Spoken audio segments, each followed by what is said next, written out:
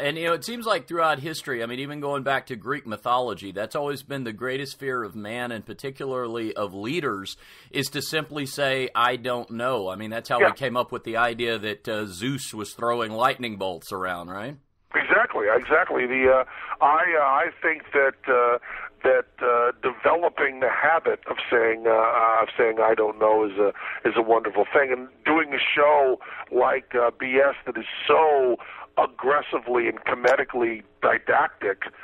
I really think it's important philosophically to throw that in now and again. I want to ask you a question about your radio show. We did not get that here in Dallas, unfortunately, but I was enough of a fan of it that I would stream it online and get the podcast. And I loved it. When you were doing it, we were actually part of that Free FM family here in Dallas at the time. But I say this for you to wear as a badge of honor, but I had several conversations with program directors about how much I like that show, and it always confused them. I think they didn't know exactly what to do with it. There was certainly more juggling talk than they were used to programming. I swear, I actually heard that said one time from a program director. Why all the juggling talk? What? There was some, and I absolutely love doing the show, but an hour is a very, very awkward time to market, and also, it made, because I do the Penn and Teller show every night, it made a day that I loved, and I loved doing the show, and I certainly would never complain about working, but I have two toddlers, and it turned out in the long run that I loved my children a little more than I loved the radio, as much as I loved doing the show. I think you just explained why I don't have any kids. You and I are of like mind when it comes to an aversion to organized religion. In this political season so far, are you a little bit heartened by the fact that it seems like both candidates are getting burned by standing a little too close to organized religion as opposed to the norm, which is being too far from it? That being worn on the sleeve is something that, literally Thomas Jefferson talks about in keeping that private and not being a litmus test. So I think it's pretty good. It's also funny to see both candidates kind of feeling around for how much they can do now with that, and maybe it doesn't work anymore. And certainly,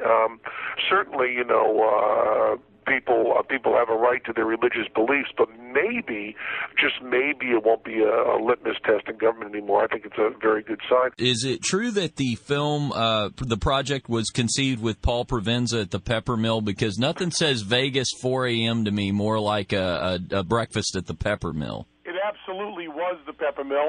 Provenza was doing a gig here, and we went out afterwards, and after our third or fourth pot of decaffeinated coffee, we were talking about jazz. It was all jazz. There was no comedy talk that night.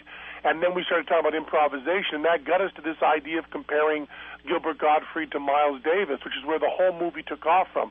All the dirty language stuff came much, much later. The bit that really stuck in my mind, probably more so than most, was the flag burning bit that you did. And the concept being that you show us a trick, you and Teller, where an American flag appears to go up in flames, but we don't really know what happened to it. And then you turn right back around and deconstruct the bit and show us that really didn't happen. And the message I take away from that is, even though the audience knows it's a trick, there's something built inside of us that, it's unsettling unless we see for sure that the flag was okay. Talk a little bit about the way that you and Teller, conceive those kind of bits and play upon our insecurities. Well, we wrote that bit. We had come back from Egypt, China, and India. We had just done a whole tour, and we were over there doing a TV show, and we came back and wanted to write the most patriotic bit we possibly could, and we wanted to write it about the Bill of Rights, and our way of doing that was to talk about what the flag means conceptually with the Bill of Rights,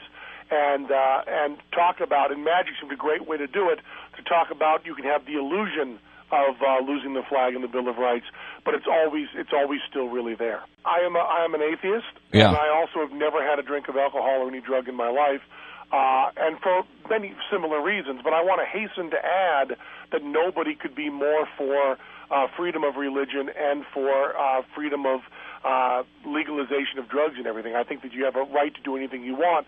My choice is always to not. Man, I am so right on with you. I'm one of the only, to my knowledge, the only non-pot smoking members of NORML that I know. Of those two vices, getting out of control and being pushed on someone else, what do you think is more harmful to our society? I think there's no doubt that religion is more harmful. I mean, because you can have faith-guided missiles. We're seeing a real danger in that. Pleasure talking with you, man. Thanks. Later, Penn.